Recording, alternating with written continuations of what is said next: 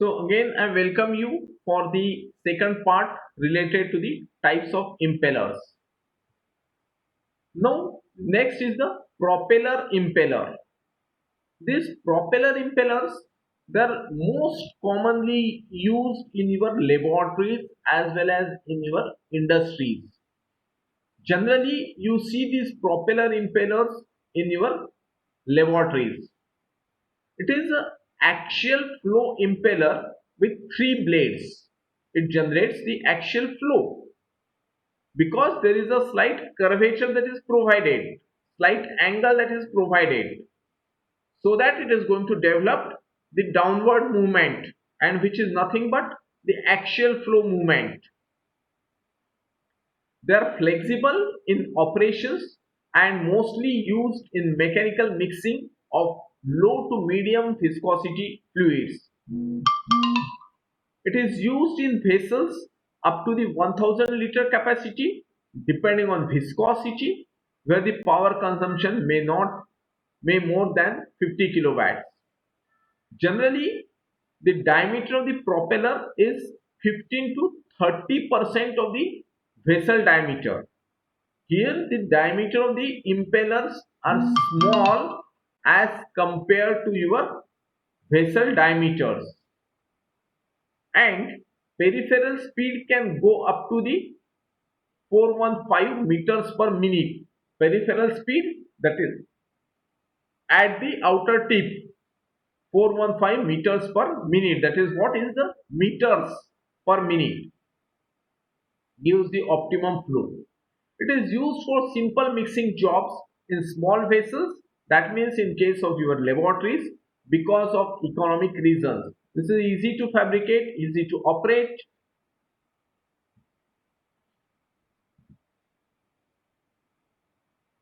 Then there are different types of the propellers. Saw-toothed propeller. This is displaces a large amount of liquid and combines a cutting and tearing action. This is suitable for fibrous materials. The tooths are there. What these tooths? They will cut, tear, shred. So displaces a large amount of liquid and combines the cutting and tearing action. And here this is suitable for fibrous materials, cellulosic materials. Then next is the perforated propellers. They are very occasionally used for wetting dry powders, especially those that tend to form into the lumps. That is what the movement of the water or liquid and the solids that will be preferred through this perforation. That means the wetting the dry powders, especially those that tend to form the lumps. Where the lumps, in case of your dough, there the lumps they can form. Then folding propeller. Again, these are used in your laboratories. May be passed through very small openings, because your laboratory, that means your round bottom flask, its opening, that is the diameter, is very small, so it can be folded vertical and then it will be moving in the horizontal direction. You are putting like this and they can be folded also. May be passed through the very small openings. Blades assume working position through centrifugal force only while rotating. Means after rotating it opens completely, or else it won't have the two directions or two blades. Then propeller with a ring guard for extra safety, where surrounding rods are used, or where the samples are taken by hand dipping. So these are again the very specialized propellers with a ring guard. Then speedless propeller. that is handling long fibrous materials that would become entangled in the ordinary propeller.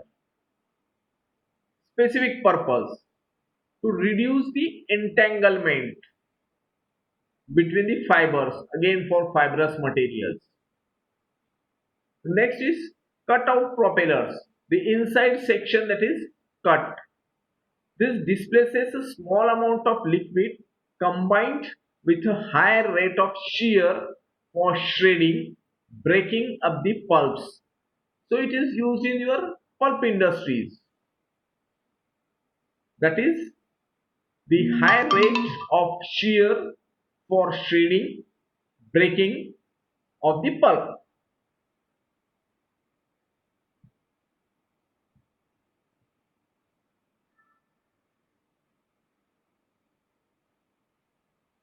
Now these are the power correlations for single three-bladed propeller. So this is the power number on the y-axis NP and NRE, that is the Reynolds number, on the x-axis. So at low values of Reynolds number, you require a higher power number, and as the Reynolds number increases, the power number decreases, and you are getting the different values for this. These are for the different geometries of the propeller blade. Three bladed, single three bladed propeller it is there, but pitch, blade pitch and the impeller diameter, that is going to vary. That is 1.8, 1.4, 1.0 and 1.0, and his D is the impeller diameter and the tank diameter ratio, that is varied. So you are getting the different power number depending on the geometry of the vessel and the geometry of the blade geometry and the vessel geometry, that is going to give you the different variations in the power required. Then the marine type. This marine type, they are similar or modified versions of your propeller. So they are also called as marine propeller. It's designed with extra section thickness to give the long life in the corrosive or abrasive environment. So its thickness is high. So weight is also high. These are specifically nothing but your propellers, but the purpose or end use is in the salty water or in the corrosive fluid. That is why it called as a marine type propeller. It is polished to a high finish and accurately balanced. Then satisfactory in 95% of applications. It drives liquid ahead in a helical cone while doing considerable work on the material passing through it. So these marine propellers, they move the water in the backward direction, and that is why the ship moves in the forward direction.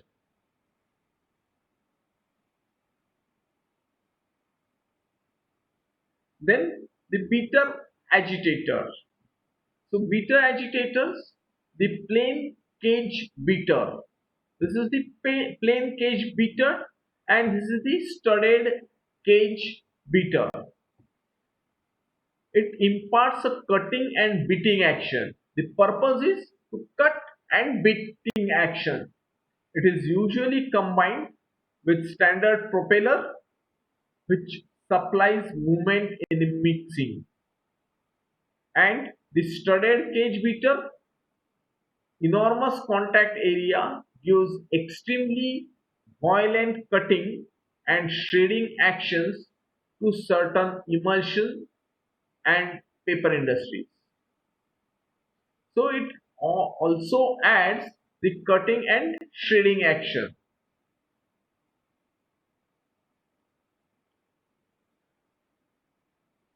Now, what will be the position of the impeller? That is also one of the important considerations where this impeller is to be located inside the vessel. Is it centrally placed? Is it centrally placed impeller in a baffled vessel, or the side entering impellers? The two impellers they are inserted, one at the bottom and another at the top. And the third figure, that is the impeller agitator with a draft tube, and that is only provided at the bottom side entry. Now this is the bottom entry also. One is the top entry of the impeller, second is the bottom entry of the impeller.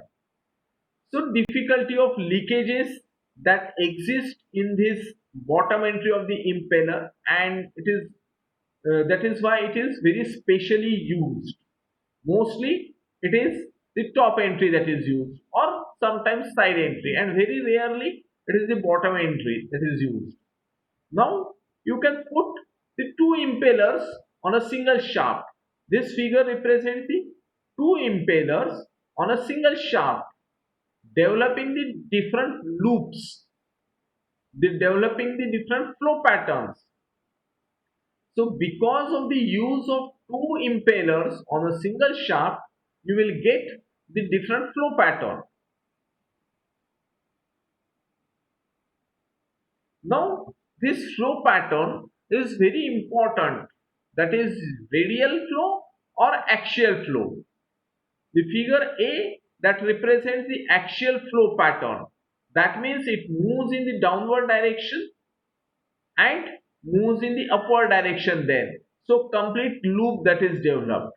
In case of radial flow pattern, that is similar to your paddles or turbines, the fluid is moving perpendicular to the axis or the shaft.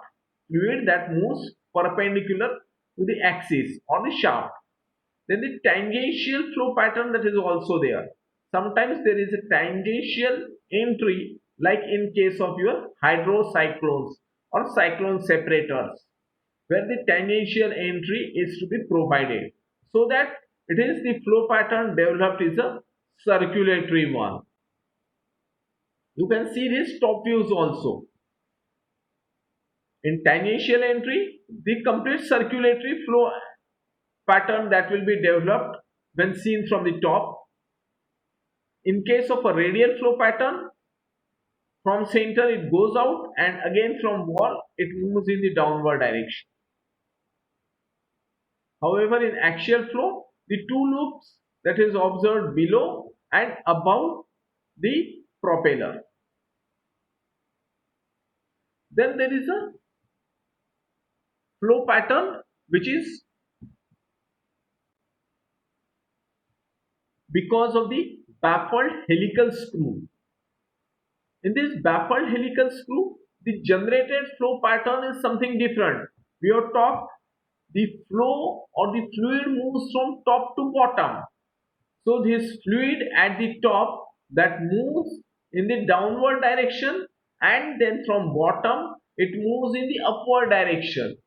So there is a complete axial movement of the fluid that is observed in case of these helical screw impellers. Then again, this is the radial flow pattern. This is the axial flow pattern. Now these are the flow fields, that is the computational fluid dynamics. This is going to give a velocity vectors, how the fluid that is moving, and because of that movement what will be the velocities in the different section of the tank. So where there is the red section, then you can observe the higher velocities, and as the fluid which is away from the impeller, the light blue color that is observed, that means it is at a low velocity. So These velocity patterns gives you the idea where the higher velocities, where the low velocities, where the moderate velocities that will be there, and where the loops that will be generated. So you can observe the different loops here also. The circulatory loops are observed, and the fluid that is coming into the center of this shaft. So this detailed visualization that can be observed from this computational fluid dynamic softwares, which is going to give you the detailed idea. Again, this is the CFD for the flow pattern because of the turbine. That means the velocities, high velocity fluid that is coming in contact with this impeller. Impeller is also shown in this, and you get the higher velocities in this section, in this region. Again, here you can see the very good flow patterns, very good loops that is developed for this pitch blade turbine. So here we'll stop